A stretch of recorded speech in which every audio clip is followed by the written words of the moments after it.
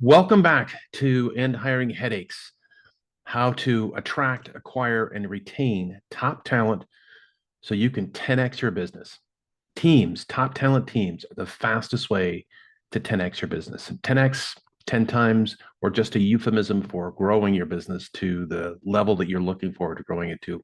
That's what's most important. All right, my name's John Witt, and I'll be your guide. And today is day 5. Today's the last day of our 5-day challenge. And the whole point of this is to be able to acquire and attract talent, retain talent, really attract and acquire talent without breaking your budget on costly recruitment services. So I'm teaching through this 5-day challenge the Business Wit system on the End Hiring Headaches. This is the system, the method that you can employ to eliminate your hiring headaches and build the top talent team that you need to drive your business to the level of success that you're looking for. All right, let's do a little recap. We're going to be into interviews and onboarding here in just a minute. Day 1, we talked about the system and why we need to hire. We talked about a model called the 3 I's the Entrepreneur and why we have to hire. And it's all about turning decades into days, because when you have the team, you can accelerate your growth faster. And we talked about money issues a little bit, because some people, in fact, a big part of the time with my clients, when their first objection to hiring somebody is they don't have the money to do it. That's because they're not looking in the right places. It's not about resources. It's about being resourceful. Jesus talks about this in the parable of the hidden treasure. This is Mark 13:44-46. The kingdom of heaven is like a treasure hidden in a field.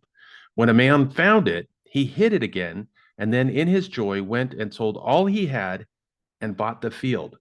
So I didn't make this up. This is what gives you the greatest rate of return. How can you be resourceful and achieve the goals that you're looking for? We went over the marketing strategy made simple system for employment opportunities. Now, most people look at marketing strategy and they look at selling their products and services. In this particular case, we are selling an employment service or an employment opportunity. And the reality is that top talent is not standing around waiting for you to make them an offer. They're working for somebody else. They may not even be paying attention. And this whole system is designed to create that offer and get that message in front of them, engage them effectively. And then today we're going to talk about the interviewing and onboarding and recruiting them and getting them to say yes to come join your particular organization. This simple strategy will give you a leg up. I'm not kidding, a leg up on 99% of your competition. Nobody else knows this strategy. In day 2, when we talked about getting into it, that was the avatar creation workshop. And this is where we're getting into the depth and the details of the avatar, so we can speak to the specificities of the target that we're looking for. We're casting a wide net in the sense that we're going to put our message in a lot of places, but we're only looking for certain responses. We're not looking for thousands of responses. We're looking for the best responses. And we talked about hidden opportunities. There are hidden opportunities to find talent. There are hidden opportunities to drive your message forward. And there are hidden opportunities everywhere we go. And the other thing I talked about with hidden opportunities is that even though you're here learning these systems, these ideas, these concepts to end hiring headaches, you can apply this to any number of unlimited strategies and categories of work that you need to get done. We also talked about the 4 stages of learning in the process, that you have to expose yourself to new things, that when you do, you move to a stage of conscious incompetence, and then you can make a decision to learn. And ultimately, you can practice and get feedback to get to the point where you are proficient, the level you want. We also talked about the will and the want. Now, will and the want is a key component of your avatar. Depending on what you're looking for, depending on the role that you're trying to hire, the will and the want plays a role in your description.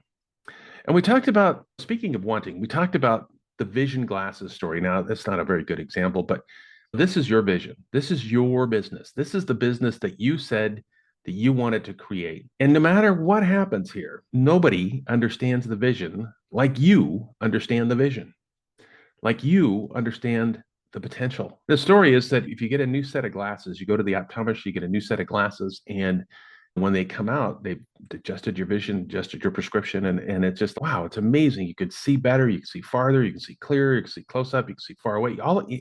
It's like magic almost. But if you take those home, or you take those to somebody else and you say, hey, you got to check out these glasses. These are the most amazing things ever. And you give them the glasses and they're going to put them on. And guess what? They're not going to see the vision that you could see. It's not possible. It's going to be blurry.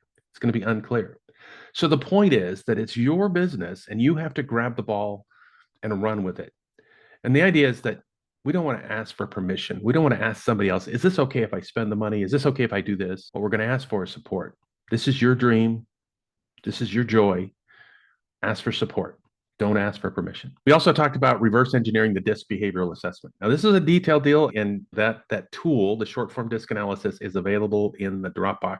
This is one of those hidden opportunities that most people don't know about in learning how to identify the specific details of your top talent avatar.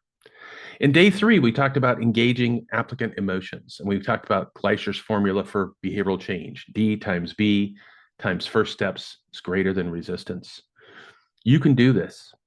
You've already done this in so many ways, right? Just being a business owner is very significant. Only 7% of the population qualifies to being a business owner or top business leader. It's not a very big number, and you're already there, right? So you can do this. You have what it takes to run this business. You have what it takes to hire top talent. You just need the system to do it. And you're here following this to get the system, right? Now, clearly, we talked about the know and trust formula as again engaging applicants. What are we trying to do? We're trying to get them to know us, to like us, and to trust us. We talked about situation, meaning, and urgency being the ways that we want to share how we know what they want, what they really need. And we talked about messaging, entering the conversation in your ideal applicant's mind. What are they thinking already? If we can get to that spot, then we're connected. Then we've got the hook. Day 4, we talked about target engagement day. That was the mistakes curve. That was the good decisions curve.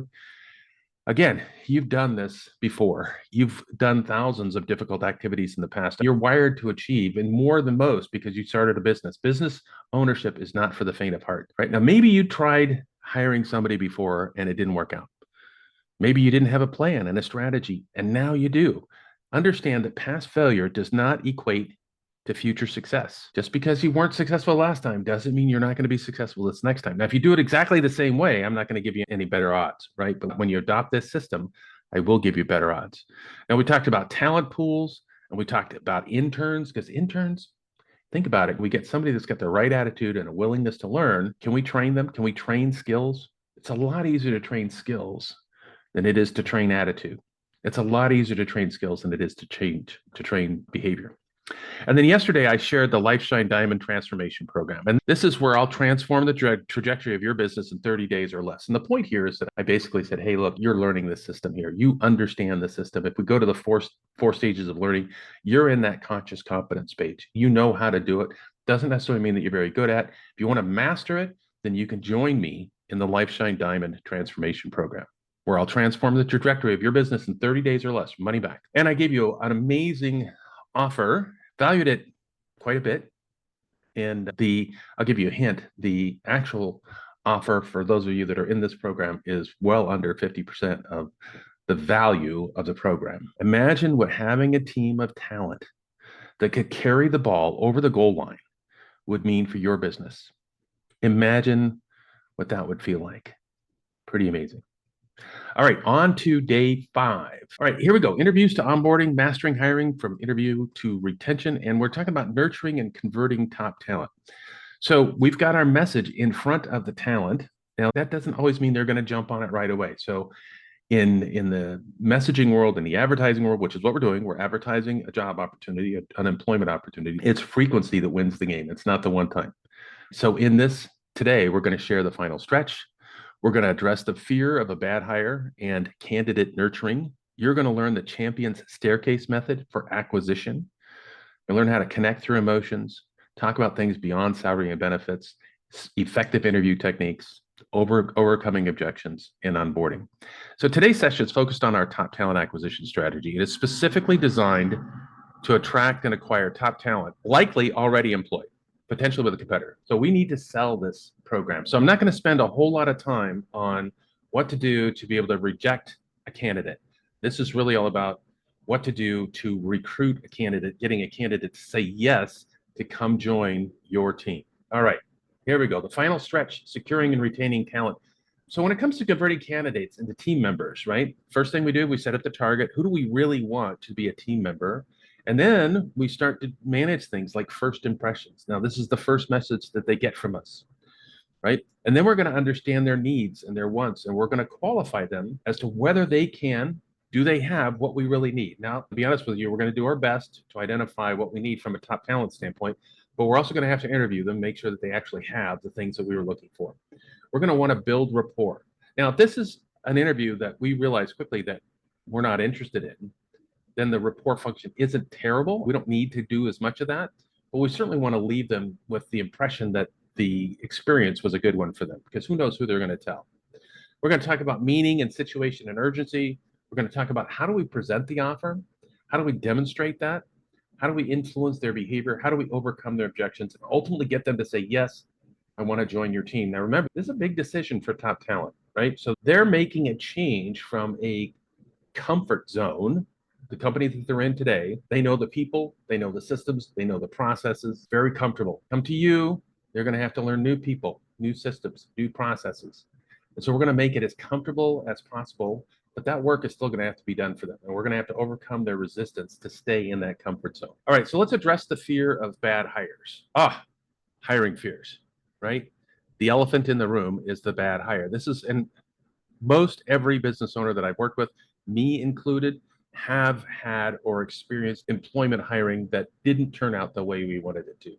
So what do we want to do? We want to make sure that we've got a really excellent job description, that we have great expectations and goals, that we have a very structured interview process with consistent questions.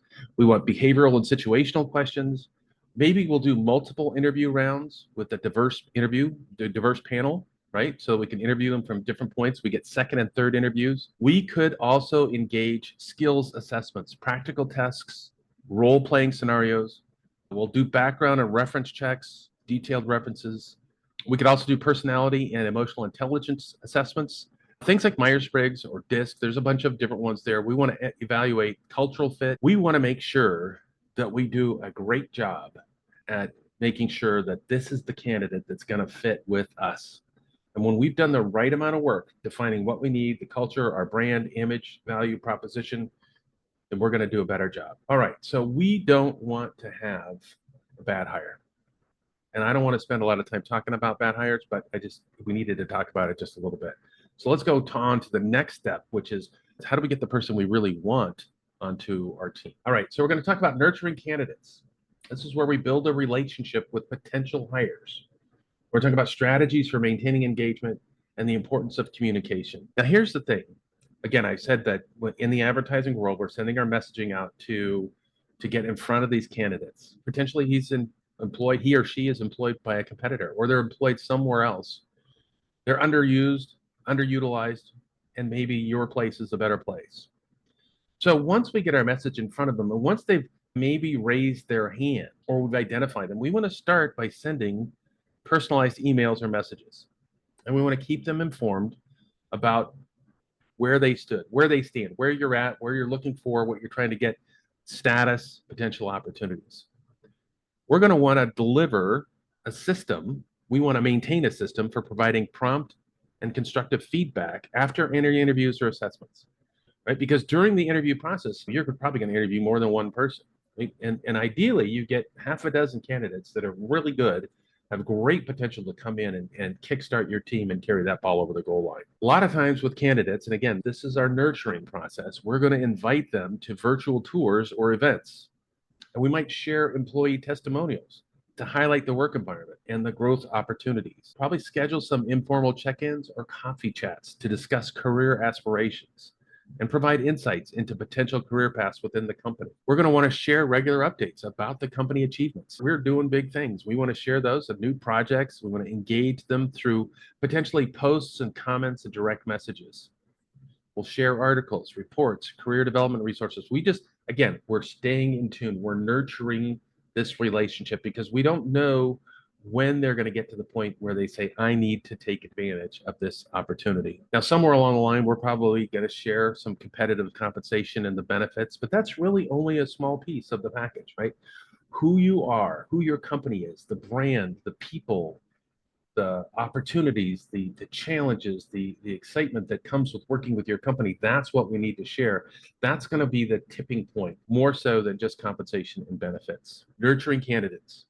Again, we're not probably going to get them to jump ship, come over, throw in an application, and make a decision right away. We're gonna have to, in many ways, we're gonna have to woo them to our side. All right, so here's the champion staircase, and some of this we've covered, and some of it's going to be new, but I think you'll appreciate the strategy here. So the staircase starts with the target and the prospect. So we've already spent a ton of time with the avatar creation workshop, identifying the target, the prospect, right?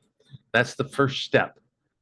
And then the second step is to create first impressions. So how do we let the employee candidate know about our opportunity? And then how do we qualify them to make sure that they're capable? So if they are, if for example, a strategic partner recommends that we talk to Susie, how are we going to develop first impressions with her? How are we going to make sure that Susie actually is capable of doing what we want to do, can serve that role? That's our second step, right? And our goal is to climb this ladder one step at a time, not looking to skip steps. Skipping steps is like breaking the chain. A chain is only works if they're all linked together. Break one in the middle and it doesn't work anymore. All right, next step, identify needs and wants. And again, we're qualifying and influence them. Does Susie have the needs? Does Susie have the wants that we can serve? Not only can she do what we're looking for, right? We need to know that, but then if we're going to persuade her to come join our company, then we're going to want to speak to her in terms of what she needs and what she wants. Once we've identified her needs and wants, and we know that we can serve those needs and wants, then we're going to present our offer. That's the demonstration. We're going to present our offer. And again, this can happen in the interview. This can happen in side chats. This can happen in the nurturing space. But this is the process. At some point, we're going to present our offer. But when we present that offer, we're going to present it in terms of her needs and wants, the situation that she's in, what that means, how soon she wants to do it, and how does our offer serve her? Now, we present it to Susie in the way it serves her, but if we've got another candidate, Bob, over here, we're going to present it to Bob in the way that it serves Bob. It's going to be customized. It's the same offer, but what are we going to emphasize? We're going to emphasize those things that they want and they need. Now, once that happens, we're going to have to uncover objections. We're going to have to identify what it is that's stopping them from making this decision. We're going to identify what it is that's stopping them from making the decision. In fact, what we'll do is we'll actually identify the most likely things that do stop them from making this decision, and we'll have pre-prepared the answers for those objections. But our goal at that point is to overcome objections and influence them to make the move to us. Close. At some point, we're going to say, hey, listen, when can you start? Once they start, now remember, again, this is the attract, acquire, and retain program. So once they start, then we have to service, we have to deliver our promise. We have to give them service, we have to give them the opportunity. And we want to turn them into champions. We want to turn them into raving fans because they will know other people. And again, when they're raving fans, when they're champions, guess what? They're not leaving. They're staying with you. They will know other people like them, and they can bring those people to you. All right, that's the champion staircase. Okay, talk about applicant emotions. Now, we've talked about this earlier when we talked about engaging applicant emotions in day 3, right? People make decisions, buying decisions. And in this case, they're not spending money with you, but they're going to buy into this idea of moving to your company, your organization. They make decisions based on emotion and rationalize with logic. So how do we engage? This is the interview, right? This is not the messaging. This is the interview. How do we make sure that we're connecting into this emotional intelligence component and staying in tune with the emotional level of the applicant? First, we're going to ask behavioral interview questions. We might ask about past experience, and then we'll explore emotional reactions. So the question might be, so tell me a time when you had a project that did this or did this. And they'll tell you about that project. And then you can say, so tell me how that made you feel.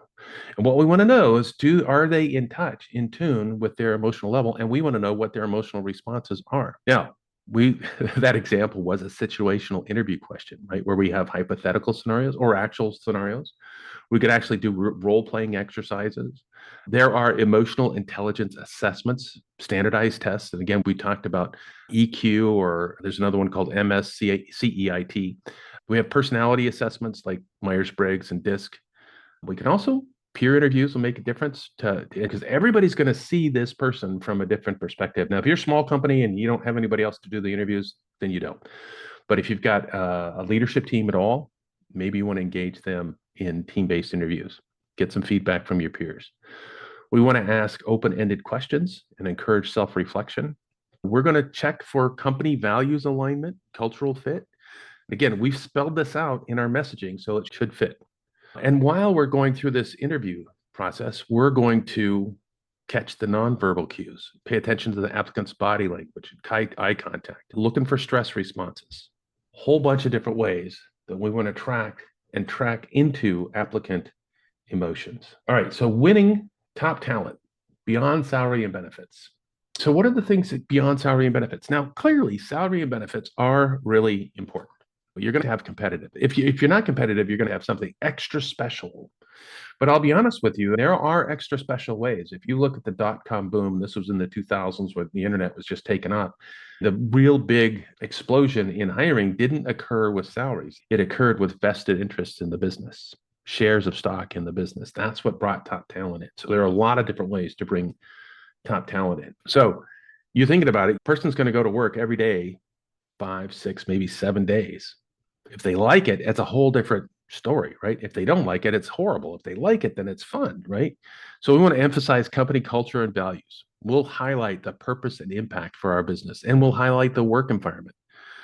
And we want to offer career growth and development opportunities for professional development and career advancement. Now, the reality here is that everybody can offer an extra dollar, but nobody else can offer the career growth and development that you do. That is a unique differentiator for you and your business.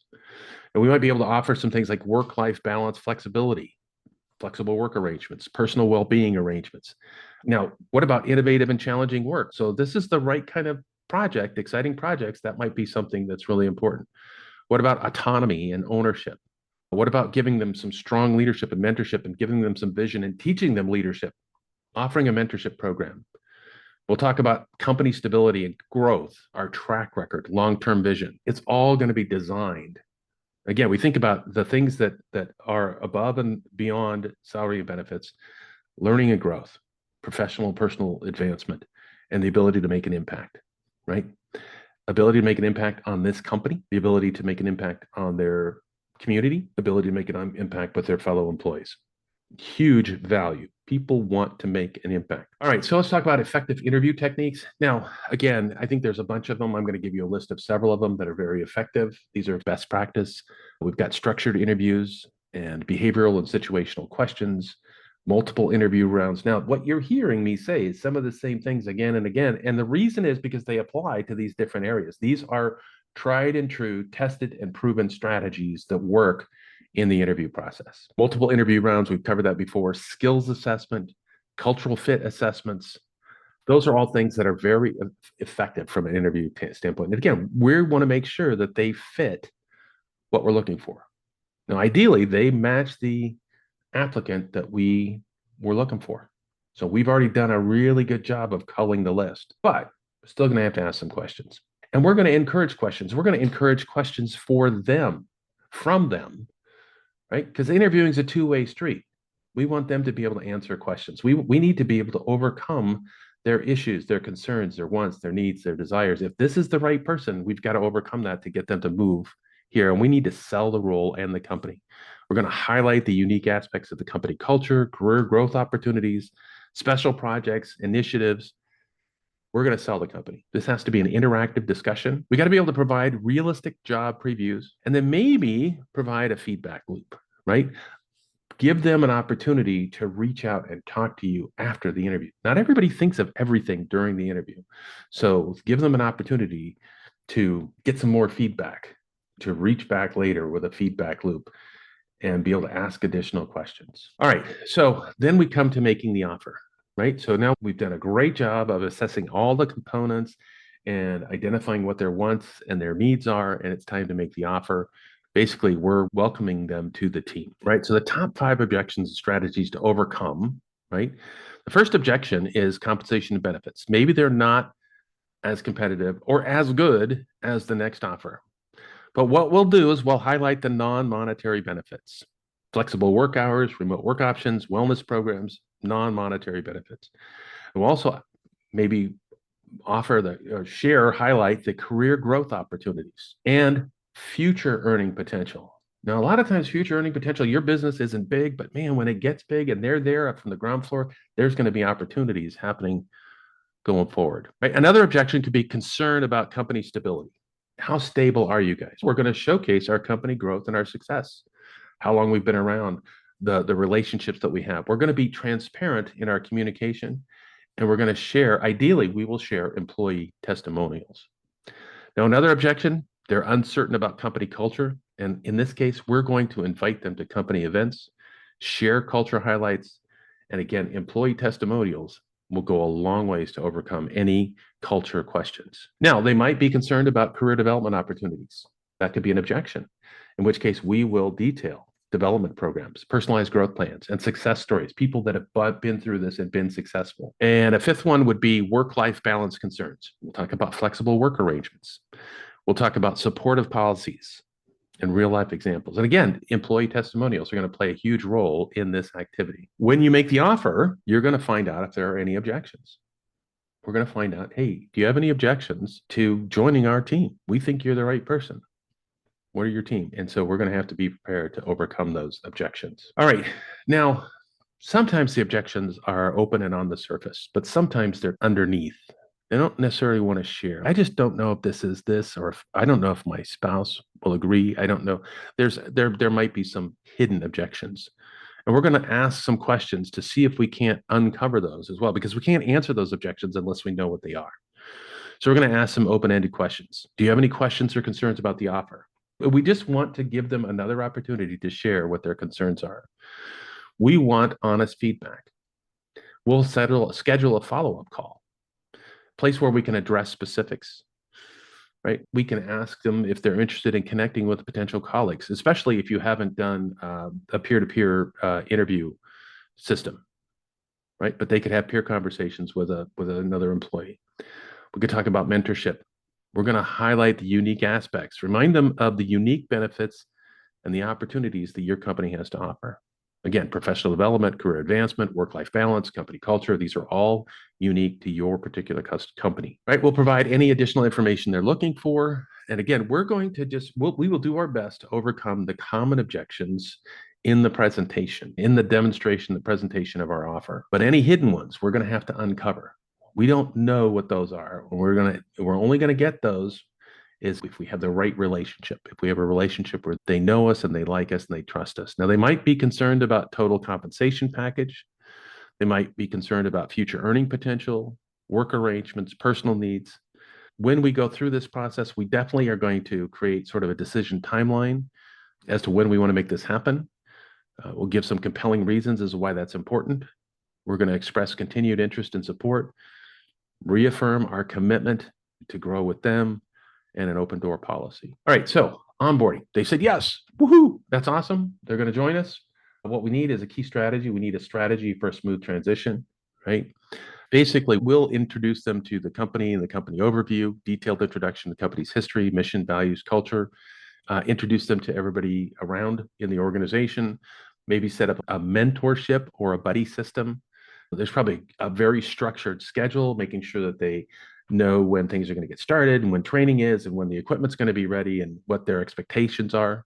We definitely want to have role clarity and performance goals, especially early on. We don't have a whole lot of performance goals for day one. We might not even have a lot of performance goals for the first 2 weeks.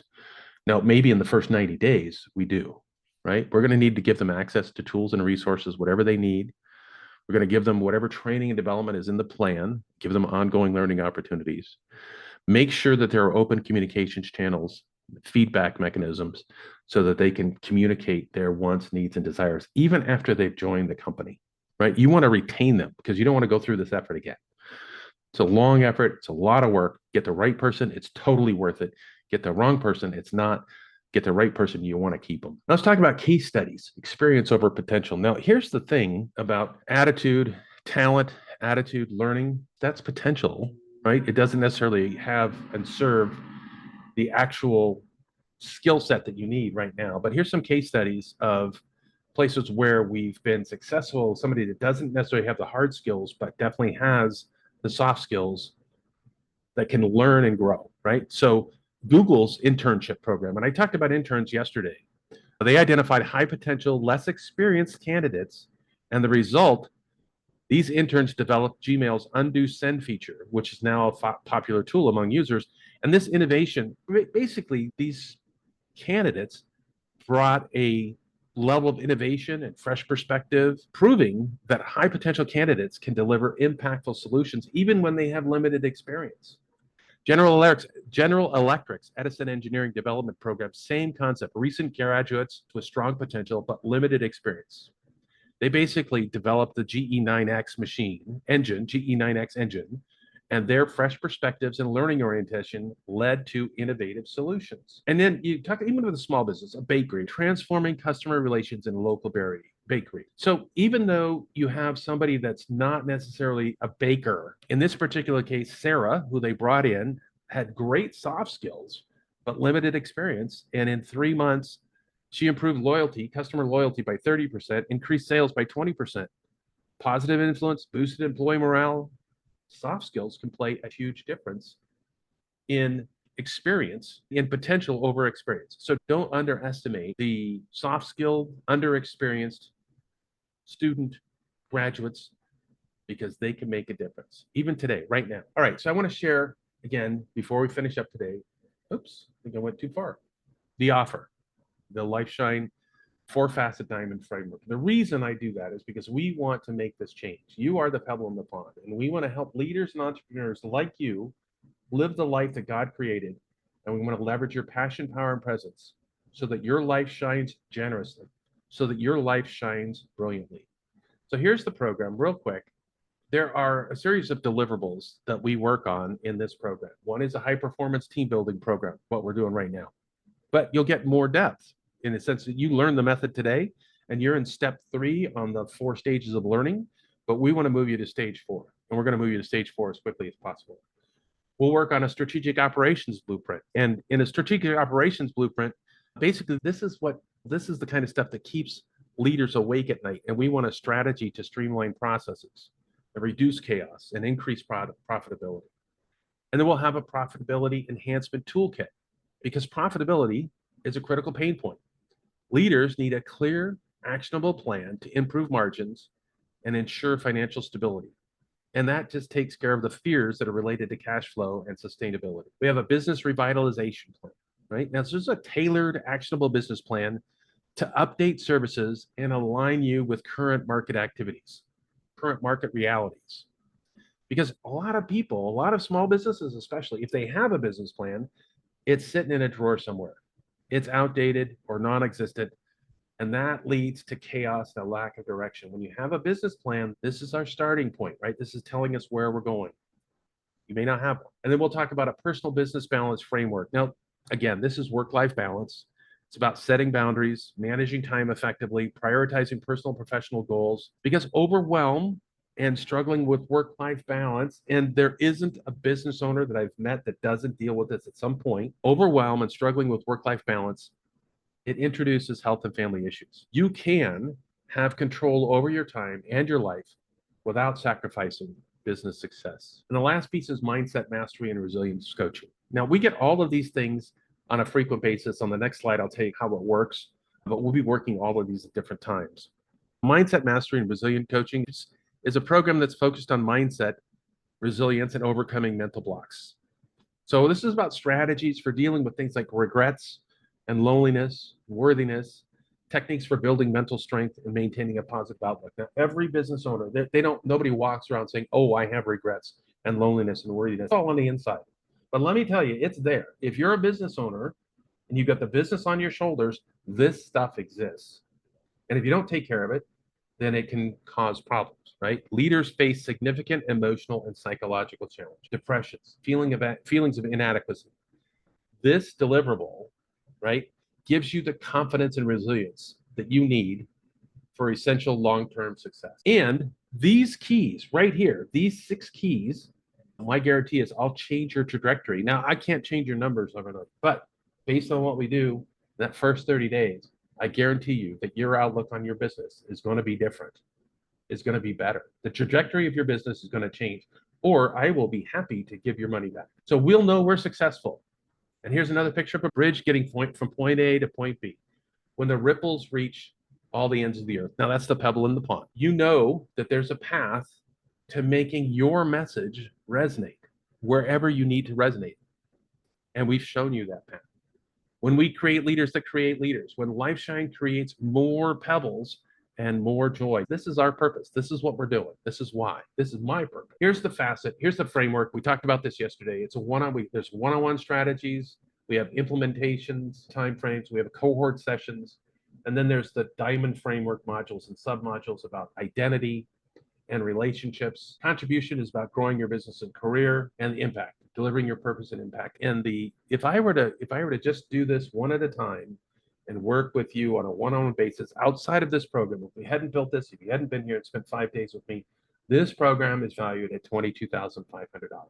So identity, we're talking about personal branding, relationships, amazing relationships with teams, trusted. This is the people that make things happen, right? Teams, trusted advisors, service providers, your support community. We really want to make your business grow, but we've got to make sure that your identity and relationships are in place first. And when you do, you can deliver that impact, right? Delivering your purpose and impact to create your legacy and make the impact for which you were created. Again, valued at $22,500. Your business trajectory will change in 30 days. Your business trajectory will change in 30 days or your money back. And as a bonus for being with me for 5 days, I have several assessments, a couple talent insights assessments, strengths finder assessment. I'll give you a copy of my book, give you a copy of my next book, and then we'll have a personal strategic execution planning tool. Now, this is a pretty simple tool, but it's very effective in keeping you on task. And a fast action bonus is how to create your own intern team. I think this is so amazing because interns, a lot of talent, especially from a technology standpoint. These guys are way ahead of us from a technology standpoint. And then how do you support that team? I can show you how to do this because I've been running the intern team for the last 4 years. Again, my guarantee, it'll change in 30 days or less, or your money back. All right, so join the movement. The world is looking to you for leadership. We completed all 5 days. Why we need to hire, who we need to hire, how to position your offer for your ideal employee candidate, how to reach your ideal employee candidate, how to land your ideal employee candidate. This is the Business Wit 10x your business and hiring headaches by attracting, acquiring, and retaining top talent. Join me and let's get after it. And let's bring more joy into the world. And before I forget, let me put the link to book a call so that you can see if it makes sense for you to join me in the program. All right, here we go. Here's the link for you to join me in the call. Now, if you're with me in VIP, we're going to get jumping on that here, and let's do it right at the top of the hour. We're done a little bit early today. I want to say thank you for being here with me all week long. It's just been a joy to spend some time and to serve you.